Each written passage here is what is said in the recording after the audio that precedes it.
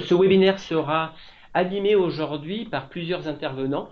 En tant que responsable du marché santé, donc j'ai le plaisir de co-animer ce webinaire avec notre consultant avant-vente Modern Workplace, Nicolas. Bonjour à toutes et à tous. Bon, merci Nicolas. Et aujourd'hui, nous mettons à l'honneur le CHU de Montpellier à l'occasion d'un retour d'expérience sur la plateforme de mutualisation donc des services achats. Et ce webinaire côté CHU sera animé par deux personnes. Honneur aux dames, Christelle Laurent Cuenca. Bonjour Christelle, qui est responsable du secteur achat généraux et des nouvelles technologies. Et également Olivier Tinland, ingénieur en solutions collaboratives.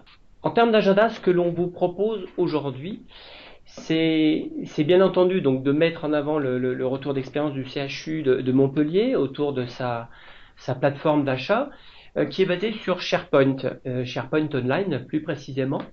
Donc ce que l'on vous propose, c'est dans un premier temps de vous expliquer les grands concepts et composants d'Office 365 et de SharePoint Online qui ont été mis en place dans le cadre du projet du CHU et qui peuvent être de manière globale mis en œuvre dans le cadre d'un projet métier. Donc on va voir en quoi consiste SharePoint, les différents avantages et fonctionnalités, je dirais, de SharePoint comme véritable colonne vertébrale en tout cas de la plateforme et du système. Bien entendu les différents composants de SharePoint, et on verra parmi ces composants deux composants que sont Flow et Power Apps qui ont été également utilisés dans le cadre de la plateforme d'achat basée sur SharePoint Online du CHU de Montpellier. Et donc Olivier et Christelle du CHU nous feront un retour d'expérience sur le projet qui a été mis en place en nous rappelant le contexte du projet. Nous ferons une véritable démonstration de leur plateforme qui est en production.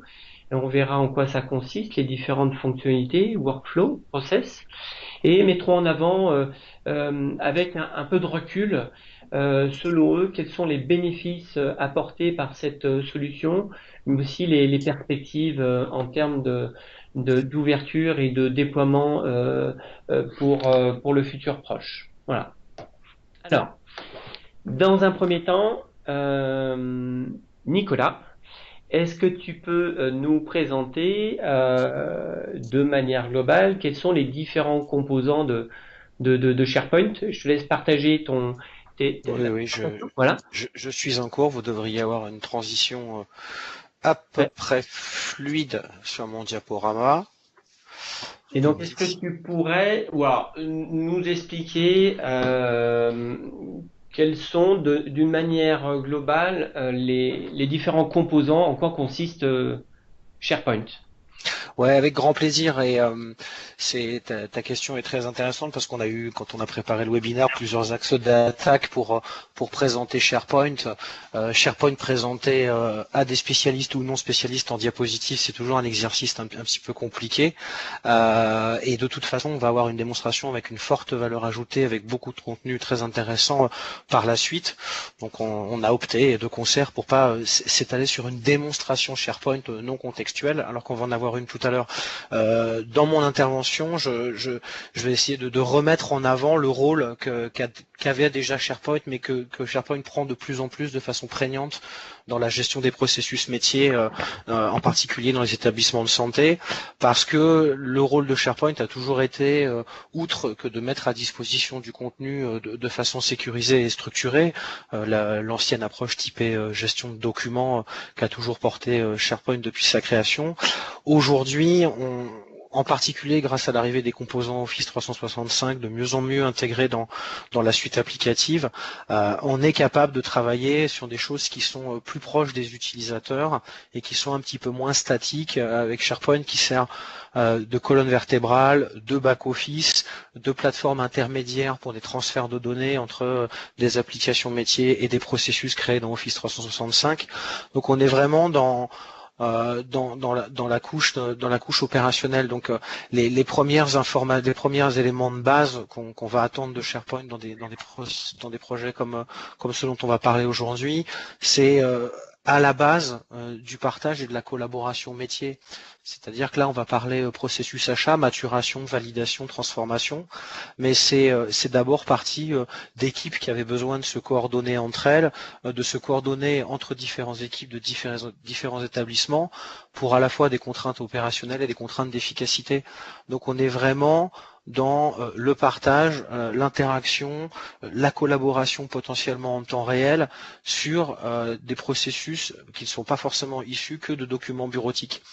Ce qui amène SharePoint aujourd'hui à être une plateforme privilégiée pour la transformation des processus métiers qui étaient potentiellement un peu informatisés, mais quand on prend les business cases de nos interlocuteurs, au départ, c'est surtout des échanges de mails, des tableaux Excel et des documents bureautiques qui sont gérés dans des serveurs de fichiers, avec toutes les contraintes que ça apporte dans ce type d'environnement en termes d'unicité de fichiers, de facilité d'accès, de sécurité et de traçabilité. Donc SharePoint, par ses composants qu'on va voir après, amène ces éléments de sécurité et de traçabilité et apporte une vraie capacité pour mouvoir les processus et les rendre non matériels. C'est-à-dire que on commence aussi maintenant en entreprise à inventer des processus grâce à ce type de plateforme qui était assez inenvisageable auparavant. Donc l'idée, c'est de pouvoir avoir des outils en commun sur des référentiels communs dans des emplacements fonctionnels en commun.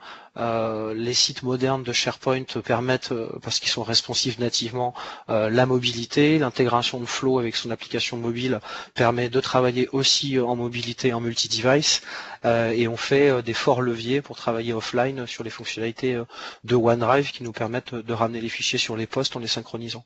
Donc si on reprend un tout petit peu de recul, et je ferai pas trop long sur la structure de SharePoint, surtout qu'on pourrait en faire un débat d'experts et qu'elle évolue beaucoup, SharePoint a naturellement été créé on-prem avec des fermes, et dans ces fermes on avait des collections de sites qui étaient eux-mêmes découpés en sites secondaires et en sous-sites en pages.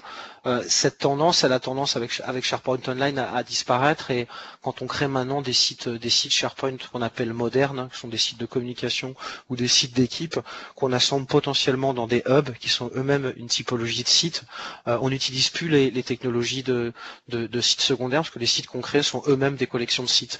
Donc la conséquence, c'est qu'en termes d'administration et de puissance des outils qu'on a, c'est très intéressant de travailler, pour ceux qui l'ont déjà fait, directement sur des collections de sites, ne serait-ce que pour les types de contenus, les métadonnées managées, ce genre d'éléments.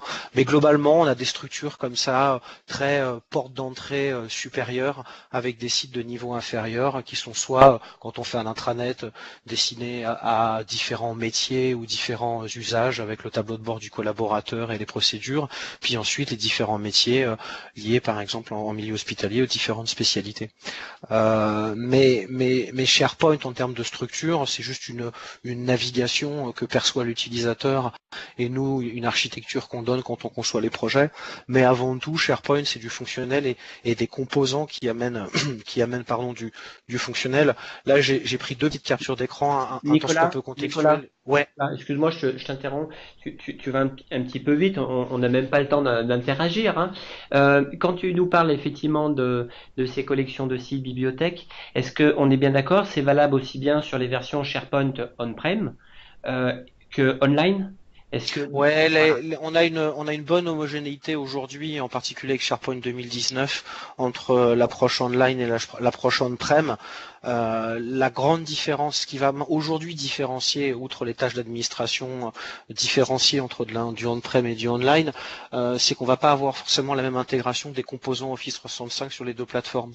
C'est-à-dire qu'aujourd'hui, on a une intégration native de Flow et de Power Apps à l'intérieur de SharePoint Online, et si on veut utiliser du Flow et du Power Apps avec des données qui sont des SharePoint on-prem, il va falloir commencer à travailler sur des architectures hybridées, ce qui est prévu, mais qui est toujours un petit niveau de complexité supérieur. Ce qui veut dire que Flow, Power Apps notamment, c'est presque du natif dans un environnement online. Oui, la formulation ne me choque pas. D'accord. Bon, bien formulé alors. Merci. Je t'en prie. Ok.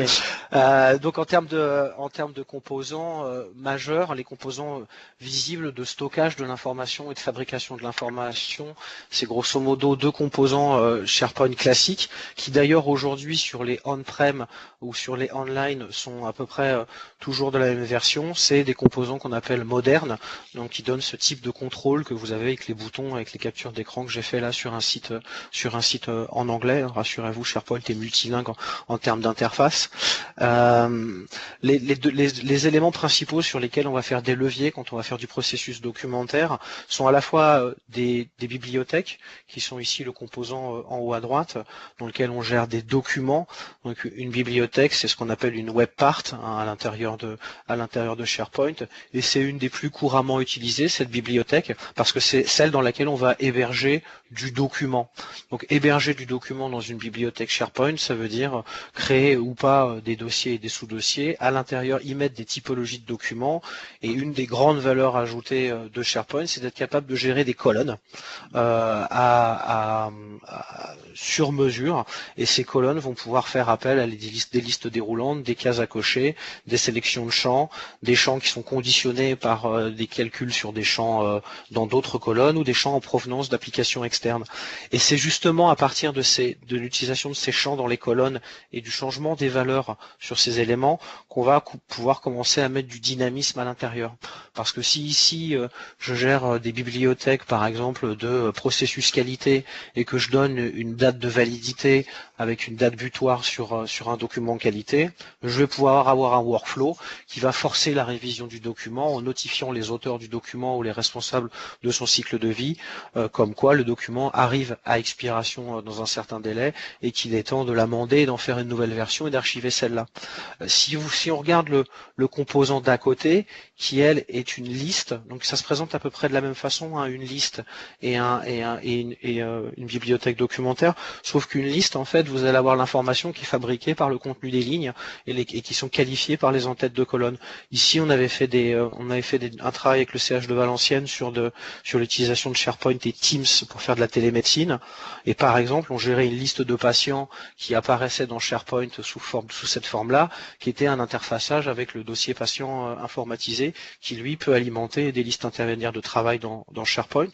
Je fais une petite parenthèse, on n'a pas de souci à héberger des données concernant des patients dans SharePoint Online, dans la mesure où les data centers Azure, Microsoft, qui hébergent ces données, puisqu'elles sont localisées en France en l'occurrence, sont certifiés hébergeurs de données de santé depuis mi-décembre 2018. Donc aujourd'hui, on a toute l'attitude pour travailler sur ces données, ce qui n'empêche pas de sécuriser les accès et de gérer le cycle de vie de l'information, mais en termes de stockage, on est compatible avec des stockages certifiés pour ces éléments-là. Donc là, si on travaille avec une, je t'en prie, Jérôme, tu as peut-être une question. Oui, non, non. Alors, c'était pas une question, c'était une confirmation, puisque j'allais effectivement préciser ce cas d'usage, en tout cas la partie certification HDS sur les environnements SharePoint online et plus globalement Office 365. Le cas d'usage qu'on a prévu de vous présenter avec le CHU de Montpellier, c'est sur la mutualisation des plateformes des achats. C'est un projet qui a été mené il y a quelques mois déjà, on y reviendra dessus, mais sur un scénario hors données de santé. Là, tel que tu le précises, c'est de dire aussi, vous pouvez considérer SharePoint Online pour différents cas d'usage avec des données de santé sur différents services, de partage également documentaire, plutôt, ça peut être institutionnel ou de procédures et autres, ou pour des axes de partage de données patients, pour des données qui sont en dehors du dossier patient, qui nécessiteraient de l'hébergement, en tout cas de data, de fichiers, voilà. Et SharePoint Online peut justement être considéré par rapport à ça. Voilà. Oui, je confirme. J'ai deux exemples en tête sur ces sujets-là. On est en train de travailler avec le CH de Corbeil en région parisienne pour gérer les entrées des patients en hôpital de jour.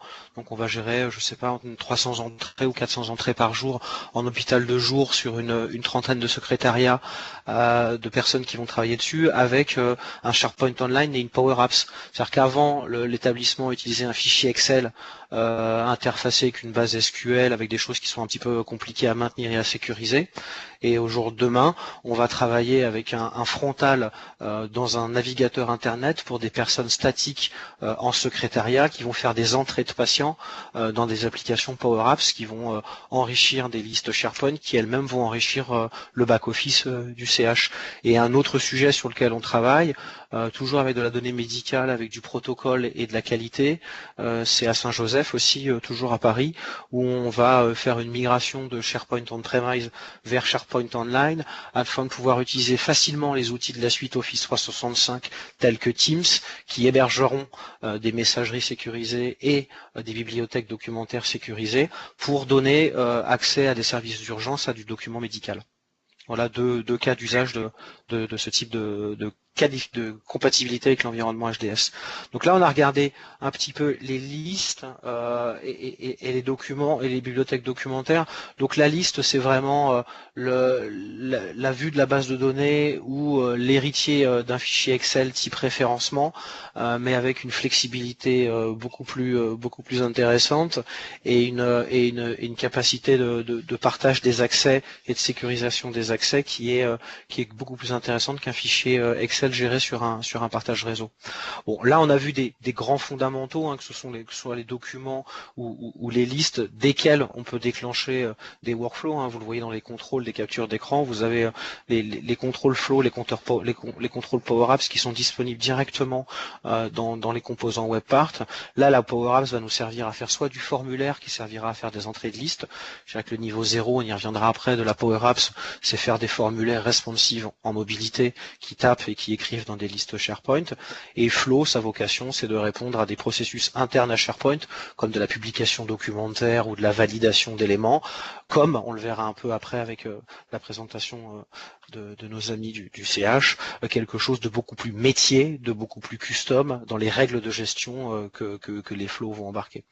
Donc ça, c'est des composants classiques, mais là, j'ai fait des illustrations avec du SharePoint moderne, les WebPart modernes de SharePoint qui sont développés sur la plateforme qu'on appelle SPFX, donc proposent par défaut un grand nombre de composants à intégrer dans les sites SharePoint.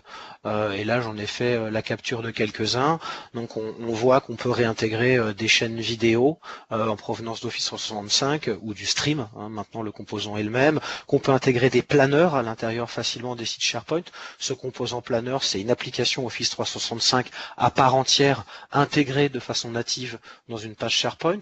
Donc, ça veut dire aujourd'hui, si je veux gérer un planning de disponibilité dans une équipe ou un planning de tâches à accomplir dans le cadre d'un projet, qu'on soit dans un service support d'établissement ou dans un service med, on a des capacités 365 qui sont assez souples et assez puissantes avec les applications planeur intégrables dans des sites dont on peut sécuriser l'accès. À côté, on voit qu'on a l'intégration des grands classiques typés Yammer ou YouTube pour enrichir plutôt là des sites type SharePoint typés intranet ou typés communication. Et puis, on va avoir les grands classiques d'intégration d'images, de visualisation de fichiers, de liens hypertextes, et puis après un certain nombre de choses qui sont plus spécifiques, comme ici l'intégration de Jira quand on fait du développement applicatif et qu'on fait de l'intégration continue, on peut intégrer dans des sites SharePoint la gestion de ses codes sources, etc. Donc, et en plus l'exploitation dans les sites SharePoint modernes aujourd'hui de ces WebPart est assez aisée avec les personnes qui en ont le droit. On se rapproche d'un fonctionnement comme un CMS où on va éditer ses contenus depuis les pages, depuis le front, on va dire, pour prendre un vocabulaire métier, ce qui est assez novateur dans SharePoint et ce qui demande de moins en moins de compétences ultra techniques et ultra techniciennes pour monter des contenus SharePoint et répondre à des besoins fonctionnels. Ok, super Nicolas. Avant de passer à Flo, petite question par rapport à tous ces composants. Je vois une multitude de composants. C'est des composants qu'on peut intégrer aussi bien sur SharePoint on-prem que online? Oui, à partir du moment où on va choisir sur un serveur SharePoint, alors online bien sûr, et à partir du moment où on va évoluer sur un SharePoint serveur typé 2016 ou 2019 avec des designs modernes, c'est-à-dire des sites d'équipe modernes ou des sites de communication modernes, on aura la possibilité d'utiliser on-premise ces WebPart. D'accord. Et ces composants sont disponibles Nat- gratuitement? Il y a Ces des... composants sont disponibles nativement dans le catalogue de WebPart standard de SharePoint qui n'a plus différentes versions, hein. Maintenant, il y a une seule D'accord. version de SharePoint sur laquelle on est licencié. Après, si ça ne répond pas aux besoins, on sait développer des WebPart en SPFX sur mesure, répondant Ok. à un besoin fonctionnel particulier. Ok, parfait. Merci à toi. Je t'en prie. Alors, Ensuite, on va... Oui. oui, ben, j'allais te proposer d'enchaîner sur Flow. Ah, Qu'est-ce que, Flo. on va le voir tout à l'heure, mais pour éviter une explication trop technique de la part de Christelle ou d'Olivier, et l'intérêt pour la démo, c'est de ne pas parler technique. Est-ce que tu peux nous en dire plus pour savoir à quoi sert Flow?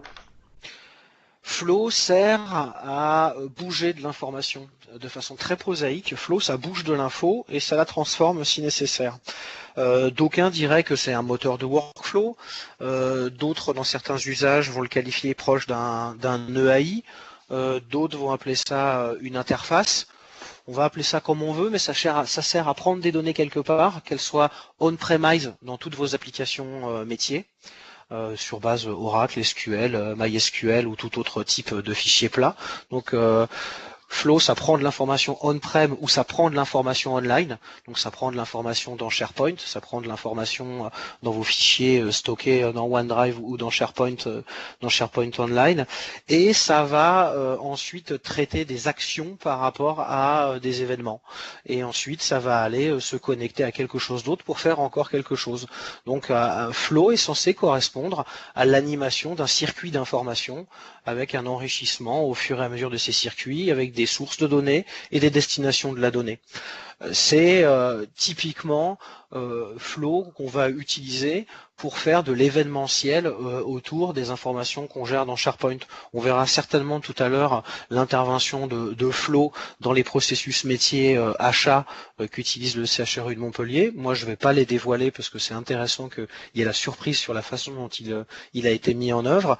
Mais Flow va concerner soit des processus métiers, comme ça va l'être illustré après, soit des processus internes à la vie de SharePoint ou à la vie d'Office 365. Ok. J'en prends pour exemple la mise en œuvre chez nous en interne depuis un certain temps. Les factures sont traitées de façon dématérialisée chez nous, arrivent sur des boîtes mail qui sont interrogées par un flow.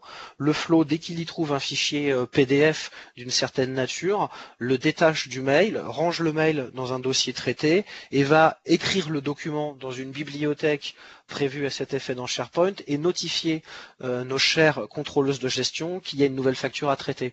Ça, c'est à la fois de la technicité à l'intérieur d'Office 365, parce que j'écoute une boîte mail, je prends un fichier, j'écris dans une bibliothèque et je notifie des usagers. Ça, c'est très Office 365 et ça répond à un processus métier chez nous qui est la dématérialisation de l'entrée de la facture fournisseur.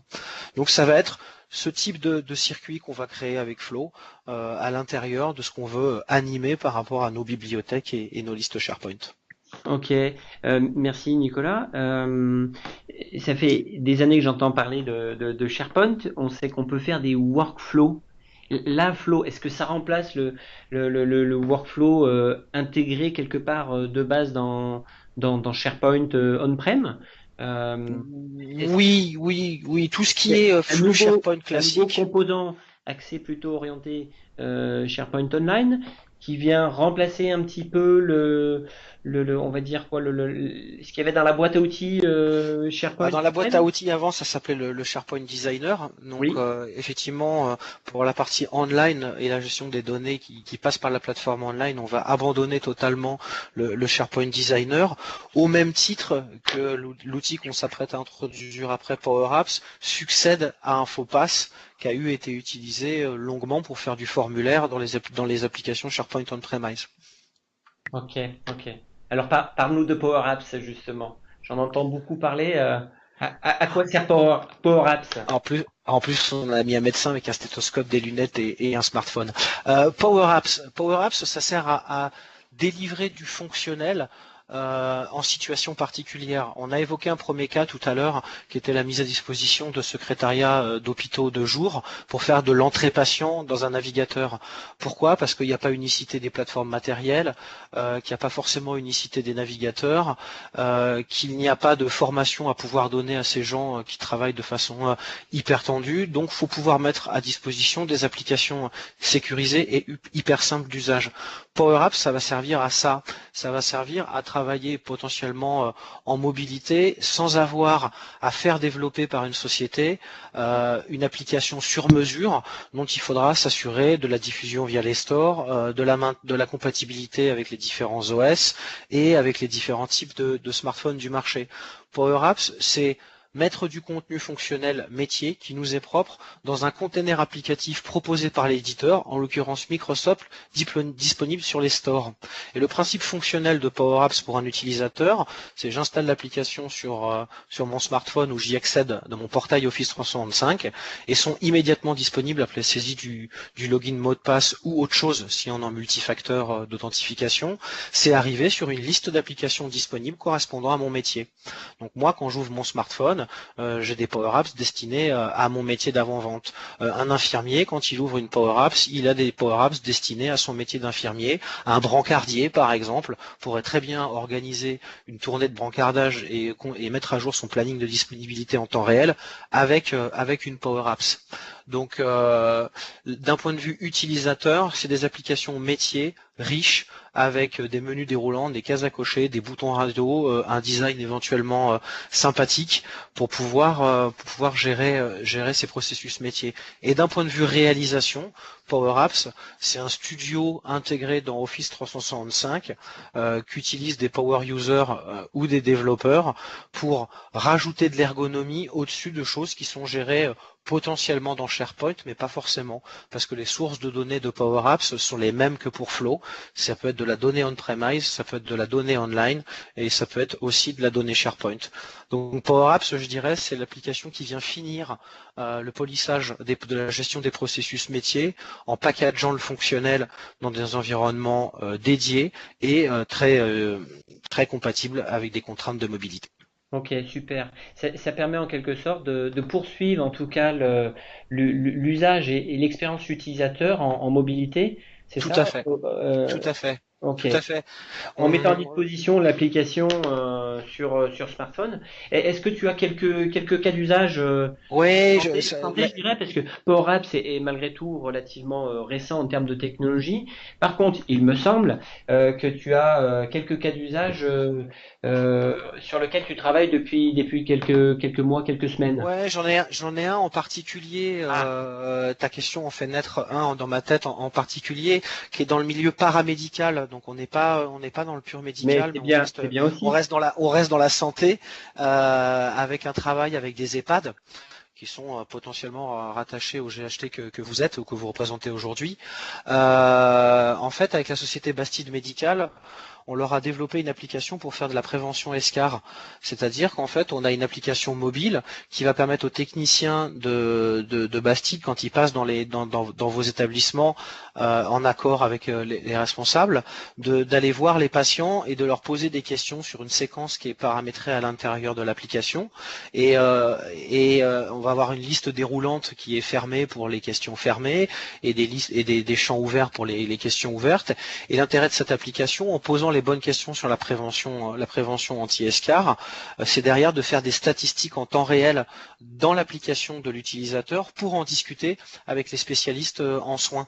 Donc, selon les réponses que vous allez donner sur votre temps d'alitement, votre temps d'immobilisation, le type de matelas dont vous êtes doté, on va pouvoir derrière faire des préconisations avec le technicien Bastide et les responsables des soins sur l'adaptation ou sur la modulation des temps de promenade ou des temps de station debout des patients. Donc on avait fait une première version avec du reporting intégré à l'intérieur de Power Apps fait en Power Apps, parce que Power Apps c'est un petit peu comme Excel, hein, gère un premier niveau de reporting et de packaging de l'information des questionnaires. Et puis ensuite on a opté pour quelque chose de plus riche et on a mis en production du Power BI intégré à l'intérieur de Power Apps, ce qui fait qu'on a toute la richesse du produit Microsoft de BI, parce que quand on clique sur un camembert, ça fait des filtrages, ça requalifie l'information et on a des choses qui sont assez intéressantes pour avoir des échanges professionnels en temps réel autour de l'utilisation de cette application d'audit. Super, c'est un beau cas d'usage. Super, super. Eh ben parfait. Je pense que à la minute près, tu as respecté le timing en tout cas, Ah bah c'est sans 14h35. filet, hein. C'est super, c'est super.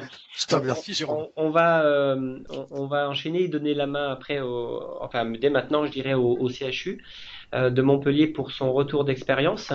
Un grand merci à toi, Nicolas, pour cette présentation, en tout cas globale de l'environnement qui pose bien, en tout cas, le contexte.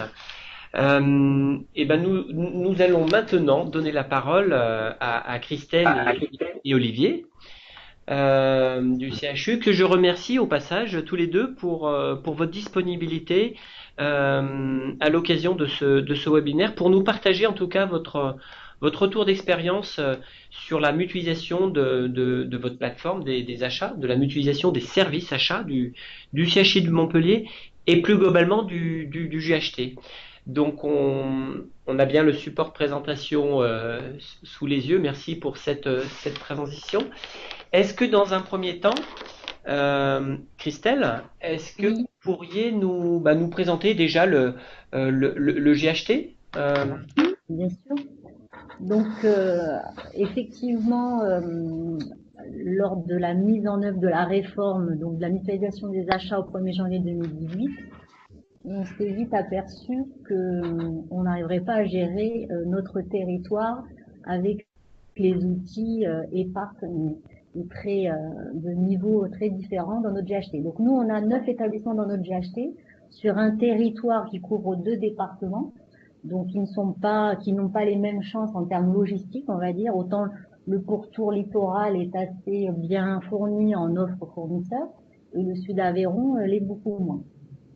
Donc le plus gros établissement pèse à peu près pour 10% dans nos dépenses d'achat, mais tout cumulé, on s'est retrouvé quand même avec une augmentation de notre portefeuille d'achat de 30%. Donc initialement, ça paraissait pas beaucoup, et puis au final, c'est quand même conséquent. Ok, votre GHT est constitué depuis quelle année? Depuis juillet 2017, et Juillet la 2000. mise en œuvre, ouais, et D'accord. la mise en œuvre effective au 1er janvier 2018, comme le disait la loi de finances de la sécurité sociale. Et vous avez bien respecté ce timing. Super. Oui. Combien d'agents à peu près à 1000 près ça représente au niveau du GHT? Vous avez une petite idée? Agent des achats ou Oui, non, non, agent mais d'agents global au niveau du GHT, combien de collaborateurs? ouais, au moins 15 000, 15 000, je D'accord, dirais, ouais. d'accord, d'accord. Ce qui est quand même effectivement un beau GHT sur la région. Très bien. Est-ce que vous pouvez justement poursuivre avec la présentation du contexte de ce projet? Vous avez déjà parlé de cette loi de la réforme, notamment par rapport à la loi de modernisation de notre système de santé, mais si vous pouvez nous en dire plus sur le contexte du projet, sur un peu les problématiques que vous aviez également avant de vous organiser de cette nouvelle manière.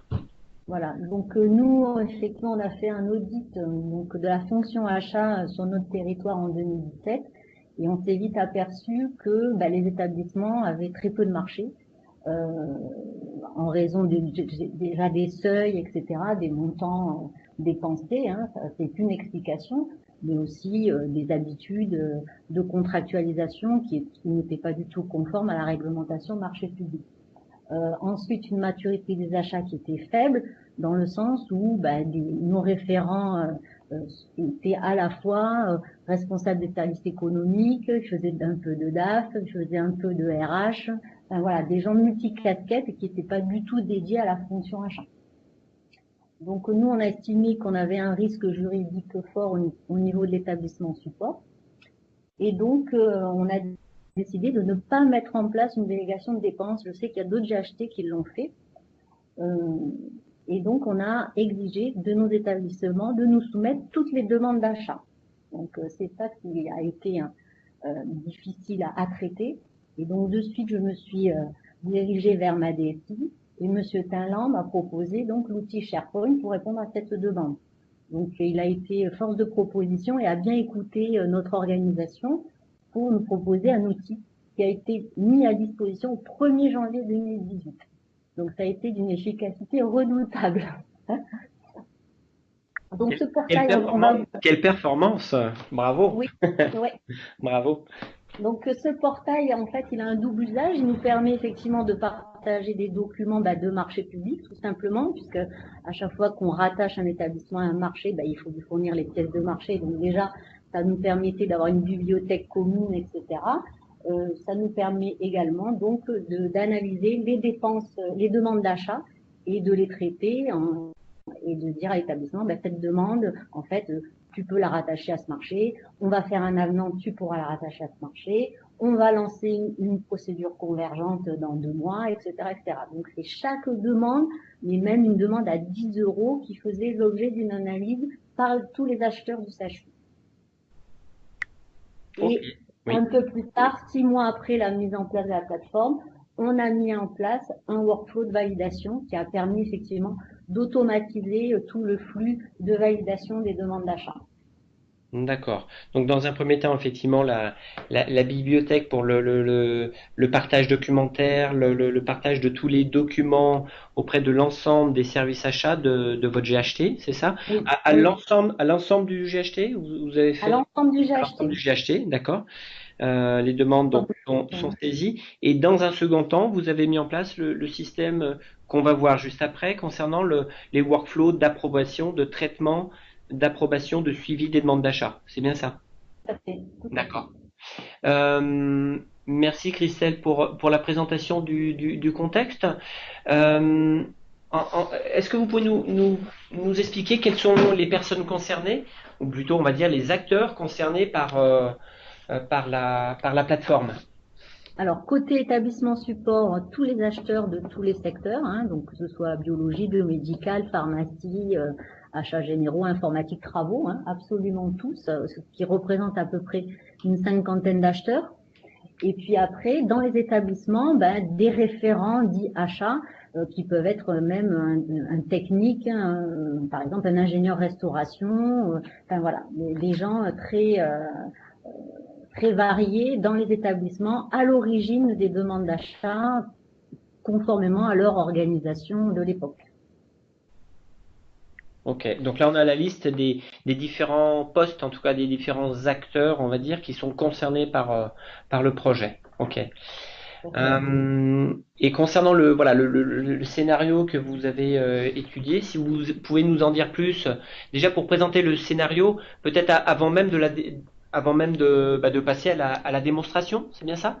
Oui. Donc le demandeur, par exemple, on va dire, je sais pas, quelqu'un qui veut des pochettes radio, peu importe, il saisit une demande. En fait, il libelle sa demande, fourniture de 500 pochettes radio. Il évalue le montant et il dit je veux l'acheter chez le fournisseur Tartampion. Il s'arrête là, il soumet la demande. L'acheteur qui se connecte à la plateforme voit qu'il y a une demande de monsieur machin de l'établissement de Lunel. Et donc là, l'acheteur commence déjà à imputer un code nomenclature, puisque nous, effectivement, aussi, à un moment donné, on rattache toutes nos dépenses à des lignes de nomenclature. On regarde, effectivement, si on a un marché en cours CHU ou même au niveau GHT, parce que parfois, ils ont tellement peu de maturité qu'ils ne savent même pas qu'ils ont des marchés auxquels ils sont rattachés.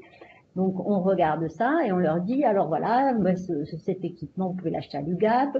Cette demande, vous avez déjà un marché actif, je vous donne le numéro de marché. Cette demande, il n'y a pas de marché en cours, ni marché convergent dans les 6 mois, je vous autorise du hors marché, etc., etc. Et une fois que l'acheteur a fait toute cette analyse, elle est soumise au N+1, c'est-à-dire moi, le responsable achat, et je regarde effectivement si c'est assez complet, etc. Et ensuite, une fois que je valide, c'est soumis à la signature de la directrice des achats du CHU. Et donc, automatiquement, maintenant, grâce au workflow, l'établissement reçoit de suite une notification comme quoi sa demande a été validée. Donc, lui, après, il peut passer la commande dans son système d'information et de toute façon, sa demande d'achat, qu'elle soit en marché ou en hors marché, elle est de toute façon validée par l'établissement support. Voilà. Des questions ou je continue donc Olivier Quinlan. Christelle donc vous a présenté les différents acteurs de ce scénario et je vais vous dérouler ce scénario avec une simulation d'une demande d'achat par une personne de Lunel. Et puis je me connecterai en tant qu'acheteur du CHU de Montpellier et je traiterai cette demande d'achat avec soumission au responsable du secteur des achats et ensuite à la direction des achats de Montpellier. Donc comme on vous l'a expliqué, c'est donc un workflow à 2 niveaux. Ici, je présente le processus de validation. Donc, si on part à partir de en haut à gauche, on voit qu'il y a donc la saisie de la demande utilisateur. Ensuite, il y a le traitement de la demande utilisateur par un acheteur. Là, il peut y avoir demande de correction de la demande d'achat. Il y a quelques vérifications pour savoir si cette demande est complète et si on peut la soumettre à soumission, à la soumettre au responsable des achats. Donc il y a vérification d'informations. Si cette demande donc concerne l'UGAP ou du hors marché, cette demande doit passer par un test par une approbation. Si c'est des demandes qui ne concernent pas l'UGAP ou leur marché, dans ce cas-là, le fait que l'acheteur ait complété la demande suffit à valider la demande et le demandeur en est automatiquement informé par mail. Donc, si je vais vous faire avec la souris, ça sera plus commode. Ici, donc, si c'est une demande égale à UGAP hors marché, il y a soumission à un approbateur niveau 1, donc comme étant Madame Cuenca.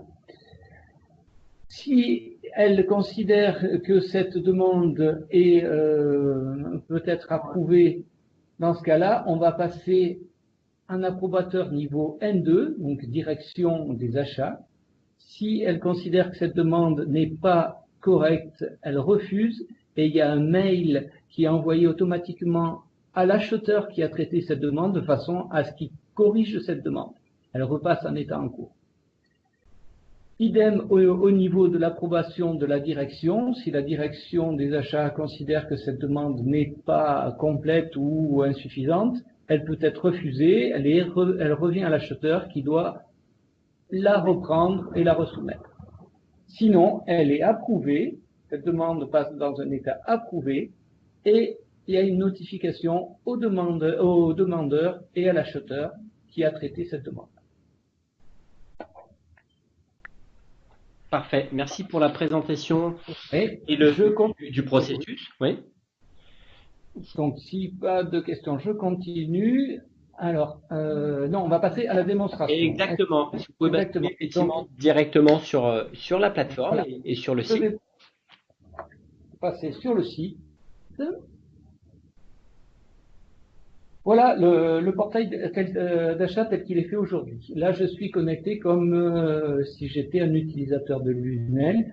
Donc, je vois déjà les contacts du CHU de Montpellier, les actualités. Je vois des liens vers les autres établissements, mais j'ai pas forcément accès. Par contre, là, je vois l'ensemble des bibliothèques dans lesquelles les documents sont partagés. Voilà, si on va sur une bibliothèque, tous ces documents sont des répertoires et avec de l'information contenue dans les répertoires.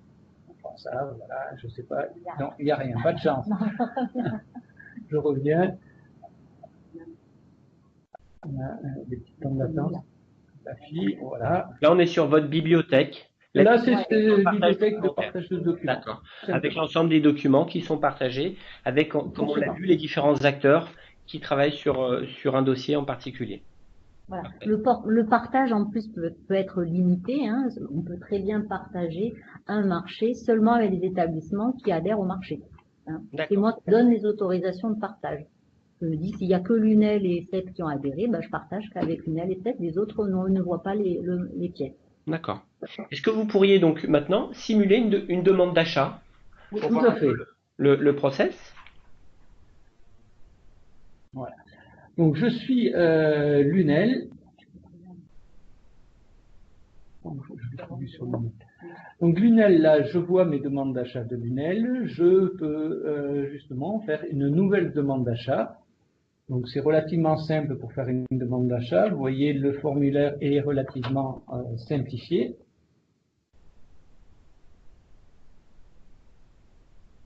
Demande d'achat. Je mets, peu importe, donc pochette, j'avais pris l'exemple d'une pochette. Achats généraux, il n'y a pas de spécialité pharmaceutique dans ce cas-là. On peut proposer un fournisseur, donc un.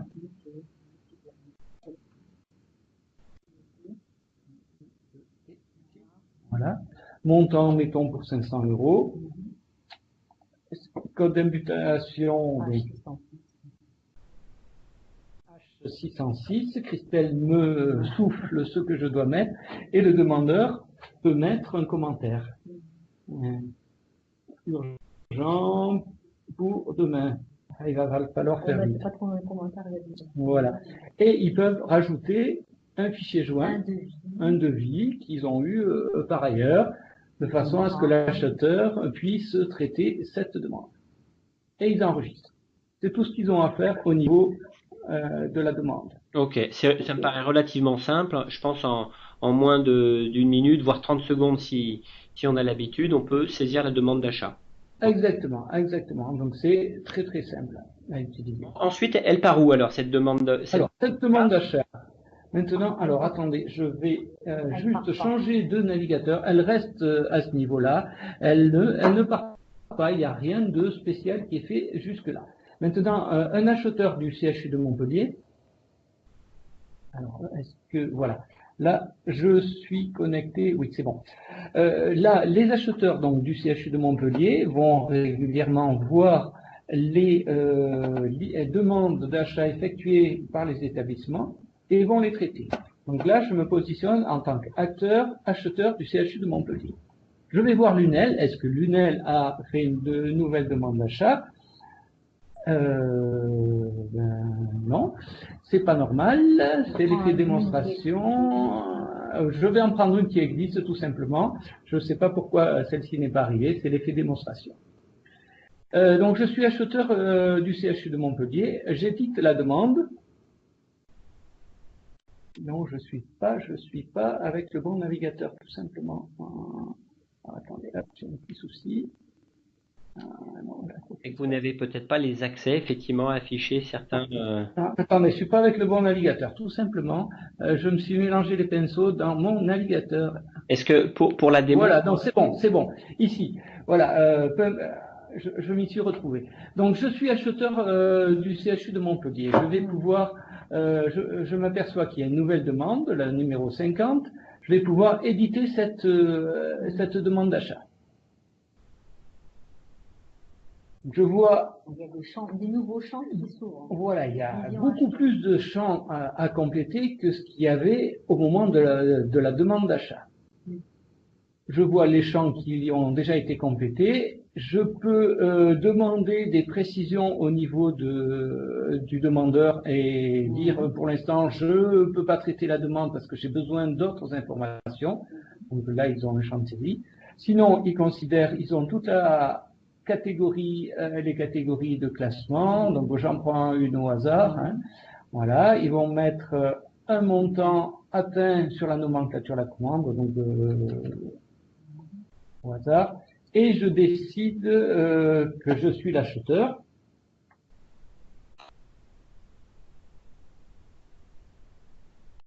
En fait, on a permis de saisir le nom de l'acheteur alors qu'on aurait pu récupérer l'identifiant, mais des fois, il y a des échanges de traitement de demandes, donc on a préféré demander qui est l'acheteur principal qui traite la demande. Là, l'acheteur doit sélectionner sa proposition. de commande. Donc on va dire que c'est une proposition, une commande du GAP, un numéro de marché. Non, non, quand même. Non, il n'y en a pas besoin. Il n'y en a pas besoin, on nous dit. La suite à donner s'il y en a. Décision de validation. Là, il n'y a pas, c'est pas du hors-marché. C'est pas du hors-marché. Alors, peut-être pour l'exemple, je vais prendre du hors-marché. Hors-marché autorisé. Hors-marché autorisé. Donc là, tu n'es pas non plus. C'est décision de validation de hors-marché. Et là, tu dis, c'est un hors-marché parce que, effectivement, j'ai une procédure en Allez, cours. autorisé besoin, voilà. Et un commentaire. Donc voilà, le commentaire de la convergence est important parce qu'après, quand on fait les exports Excel, moi je regarde effectivement toutes les solutions préconisées par l'acheteur parce que quand il y a du hors marché, forcément, il faut qu'on aboutisse à un marché à un moment donné. Donc ça, c'est important pour nous. Type d'achat concurrentiel, achat ponctuel. Et là, l'acheteur va décider quel est le responsable qui va valider la demande. Donc, je vais pour la démonstration, je vais me mettre aussi. Voilà. Et ainsi, là, je vais pouvoir enregistrer ma demande. Ma demande, elle est complète. Je suis l'acheteur, je vais pouvoir dire que je vais soumettre cette demande à validation de mon responsable. Donc je clique sur le bouton Flow. Là, quelques secondes à attendre pour que l'initialisation du flow.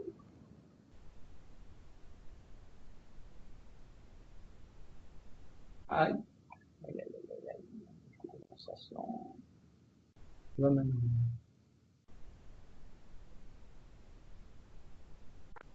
Il faut lui laisser le temps d'arriver quand même, malgré tout. Oui, oui, oui. Tout à fait. Il va arriver, il va arriver. C'est toujours l'effet du mot de toute façon. Oui, oui, on a le réseau là qui nous... Mais...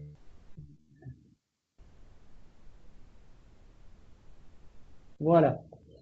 Donc, demande d'approbation Lunel. L'acheteur peut dire que cette demande, il la soumet pour validation et il fait exécuter le flux. Cette demande, donc, le flux a été démarré. Alors là, peut-être pour les établissements qui sont connectés, là, on est sur le vrai site de Lunel. Et vous voyez, je peux avoir une demande qui concerne de l'achat de fruits et légumes 4e, 5e gamme, mais je peux aussi avoir un contrat d'assurance qui va arriver à échéance. Voilà. Donc on traite tous les niveaux, que ce soit la petite commande et aussi un contrat de maintenance qui arrivera à échéance au 30 septembre, par exemple.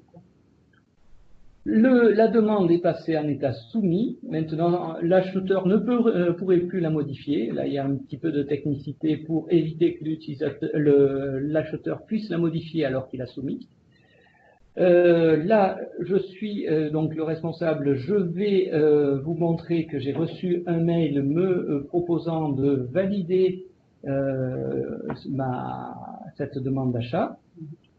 Alors, cette soumission est tout à fait visible, que l'on soit sur un PC ou si on est sur un téléphone portable. Voilà, j'ai une demande d'achat, approbation d'une demande d'achat, achat lunettes pochette, pour validation, créée par l'acheteur Finlandier pour un montant de 500 €. Je peux venir ouvrir la demande pour la modifier quand même, je suis le responsable, donc je peux venir ici pour la modifier. Mais je vais tout de suite aller sur mes approbations ici pour la démonstration. Je suis donc le responsable de l'acheteur qui a traité la demande et je vois dans cet écran toutes mes demandes d'approbation. Donc ici dans notre exemple, j'en ai qu'une seule. Et donc, je peux décider ici soit de la modifier, soit de la réaffecter à quelqu'un d'autre. Je considère que c'est pas à moi de la valider. Il y a eu erreur d'aiguillage, par exemple. Je pourrais la réaffecter. Sinon, je vais l'approuver. Je vais approuver cette demande. Confirmer. Je peux laisser un avis. Je confirme. Cette demande a été approuvée. Voilà. je vais maintenant revenir sur mon écran des demandes d'achat, de façon à ce que vous puissiez voir. Je reviens à l'accueil. Non, là-haut, en haut, en bleu, là-haut. Regarde. Ah oui, hop, pardon. Là, en haut. Ici, Ouais. ici, voilà, pardon. Ici, je vais rafraîchir juste mon écran et vous allez voir qu'elle est passée en état soumis. Alors, normalement, ça devrait être N2. Là, sur Lunel, le 2 n'est pas mis en place, mais là, maintenant, vu qu'elle a été traitée par le responsable des achats, elle est soumise à la direction des achats du CHU de Montpellier. Et une fois validée, elle va disparaître et elle va apparaître dans la liste des demandes approuvées. Alors là, je ne peux pas vous faire jusqu'au bout parce que je ne peux pas remplacer, on est sur la plateforme de production, je ne peux pas remplacer la direction des achats au niveau validation, mais je vous montre une demande approuvée, donc elle disparaît de la liste des demandes en attente et elle arrive dans les demandes approuvées. Cette liste des demandes approuvées contient exactement toutes les demandes. On peut ouvrir une demande et voir un petit peu telle qu'elle était à l'origine, quand est-ce qu'elle a été approuvée, créée, etc. Et les commentaires de l'acheteur. Cette liste des demandes approuvées est relativement importante pour les demandeurs, pour les établissements. Ça leur permet de retrouver leurs demandes d'achat, de voir qu'elles ont bien été traitées, approuvées, validées.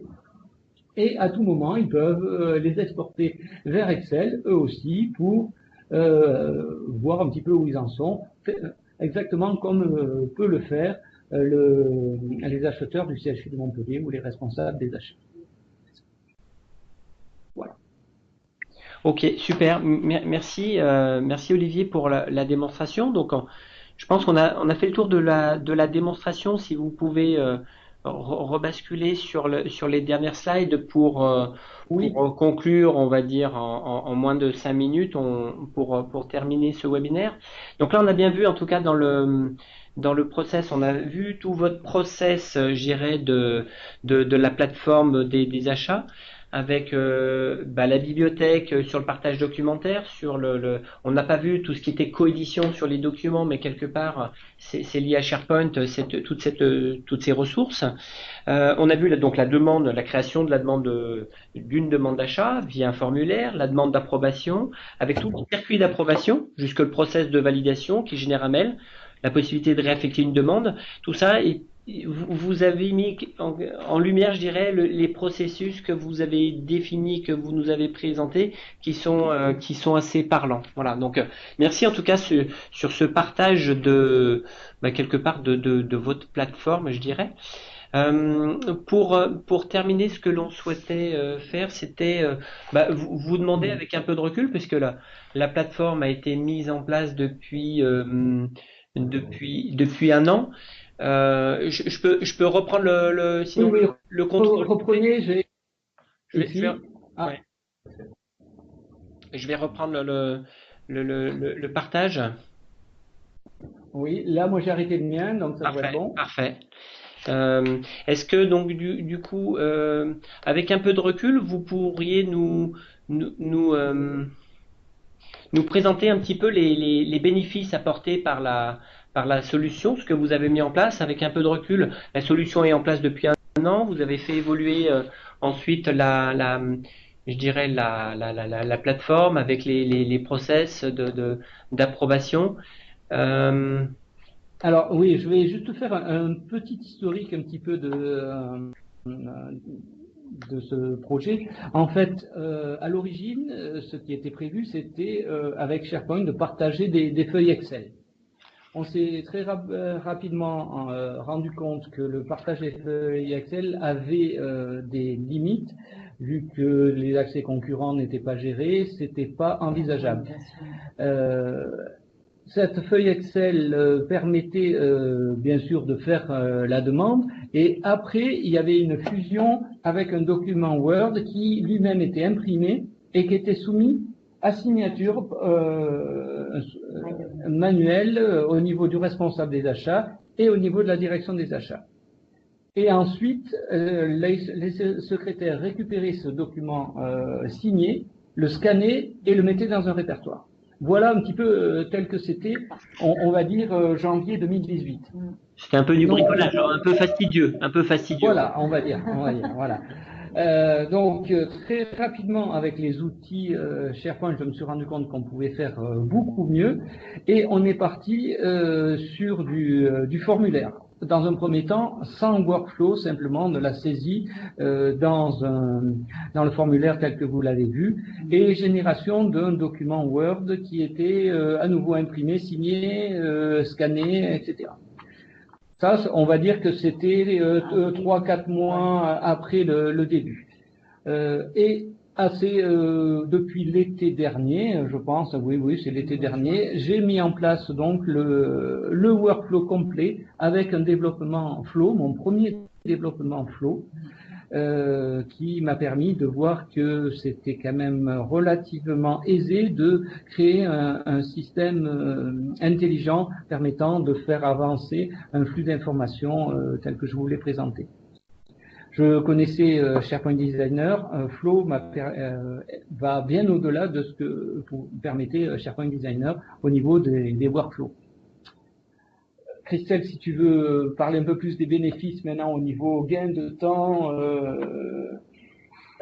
Oui, donc effectivement, gain de temps, c'était lié à notre organisation, donc c'est sûr que sans cet outil qui a fortement été amélioré, comme l'a dit Olivier, on n'aurait pas pu traiter toutes les demandes parce qu'il y a vraiment une volumétrie importante à laquelle on ne s'attendait pas. Donc au final, quand même, sur 2018, on a eu plus de 4000 demandes d'achat, donc à traiter. Alors, donc c'était très très lourd. Ensuite, ça a permis quand même de suite de vérifier, d'organiser la convergence immédiate parce que il y avait beaucoup de demandes qui pouvaient tout à fait être rattachées à des marchés existants, parce que quand même le CHU a une forte couverture marché. Donc ça a été bien. Donc ça a eu un effet entre le premier semestre 2018 et le deuxième semestre 2018. Il y a eu pratiquement la moitié des demandes en moins. Donc ça veut dire qu'on a rattaché les demandes à des marchés entre-temps. C'est une belle adoption en tout cas. Ah oui. Ouais. Ensuite, en termes de traçabilité, donc c'est ce que j'explique, on a pu aussi isoler, voir et tracer les demandes par exemple, de fin de contrat. Donc on pouvait aussi organiser une convergence dans les consultations à mener et dire voilà, il y a un petit contrat de maintenance pour 5000 €, pour celui-là on n'a pas le temps de le traiter, on autorise le hors marché encore cette année, on verra ça l'année prochaine. Par contre là il y a une grosse convergence, tout le monde a le même besoin, on s'y met tout de suite et on converge dès maintenant. Voilà. Donc ça nous a permis aussi de travailler de façon plutôt organisée. Et en termes de reporting, le bénéfice, moi je le vois maintenant, cette année, au bout d'un an, c'est grâce aux exports Excel, j'ai pu contrôler effectivement les demandes d'achat par rapport aux cartographies que me renvoient les établissements au niveau de leurs dépenses et de leurs commandes. Donc je peux très bien aller voir en disant tiens, je vais regarder ce qu'ils ont commandé à l'UGAP, tiens, je vais aller voir sur ce fournisseur, un fournisseur que je connais pas, pourtant ils sont rattachés à un marché. Donc vous voyez, aujourd'hui aussi, on contrôle aussi ce qu'ils font en comparant ce qu'ils ont dans leur système d'information, ce qu'ils ont effectivement commandé, et ce qui a été soumis à autorisation donc de l'établissement support. Donc autant vous dire que voilà, ça encore, il y a encore des choses à améliorer, on n'est pas au bout encore. Et ensuite, en termes de retour sur investissement, c'est vrai qu'au bout d'un an, on a quand même une vision exhaustive de toutes leurs demandes et on peut largement planifier nos consultations pour 2019 et suivant. Super. Donc, en termes de bénéfices, donc un gain de temps pour le traitement de toutes les demandes des achats, du suivi, suivi de traçabilité, une meilleure maîtrise en tout cas du contenu des demandes pour les suivre, des notions de reporting et de gain de temps et comme vous dites, de retour sur investissement. Vous appréciez en tout cas maintenant avec un peu de recul pleinement l'utilisation de cette solution. C'est super. Justement, vous parliez un petit peu de perspective. Vous en avez parlé en préambule. Vous avez fait évoluer la solution déjà l'année dernière avec la mise en place de ces workflows. Pour vous, quelles seraient les perspectives également que vous envisagez? Ben, nous, aujourd'hui, c'est carrément le processus métier d'achat qui commence dès le dossier achat, la rédaction du dossier de consultation, les validations intermédiaires par le responsable, puis par la cellule des marchés, avec des corrections, etc., jusqu'à la publication. Enfin, voilà, tout ce flux de validation de nos documents voués à la publication. Donc, on réfléchit à partager donc sur une base SharePoint tout ce flux avec des bibliothèques, des closiers préparés par notre cellule des marchés et un flux de validation puisque notre processus est extrêmement soumis à des étapes de validation jusqu'à la publication, puis après au dépouillement avec les courriers, etc., etc. Donc c'est l'amélioration, l'optimisation, voilà, de certains processus également. Ouais. Vous me parliez lors de la préparation du webinaire également la possibilité donc d'automatiser un peu plus le reporting et pourquoi pas également la création d'applications via Power Apps pour faciliter la mobilité. Chose que vous avez déjà avec la possibilité via la messagerie de pouvoir accéder aux données, mais pour faciliter encore plus cette mobilité avec le déploiement et pour développer l'expérience utilisateur avec la mobilité sur smartphone. Parfait. Tout à fait. Ce que je rajouterais juste au niveau évolution technique qui serait judicieuse, ça serait de passer en Power Apps, justement. Aujourd'hui, les formulaires ont été faits avec du SharePoint Designer, plus un petit peu les possibilités de SharePoint. Là, en Power Apps, on pourrait faire des formulaires beaucoup plus évolués, beaucoup plus faciles d'utilisation pour les acheteurs notamment. Donc ça, c'est une des évolutions techniques qu'il faudra envisager dans les mois qui viennent. Eh ben, c'est une bonne chose, en tout cas une belle perspective. On va conclure puisque on a un petit peu débordé le timing, mais en tout cas on souhaitait vraiment vous donner la parole pour ce retour d'expérience pour pouvoir nous faire part un peu de ce que vous avez mis en place. On tient à vous remercier très sincèrement Christelle et Olivier pour l'animation et ce partage du retour d'expérience. Au passage, donc, qui sera mis à disposition au replay à tous les participants. Donc un grand merci à vous. Pour conclure et pour terminer, je vous annonce que le mois prochain, il n'y aura pas de webinaire.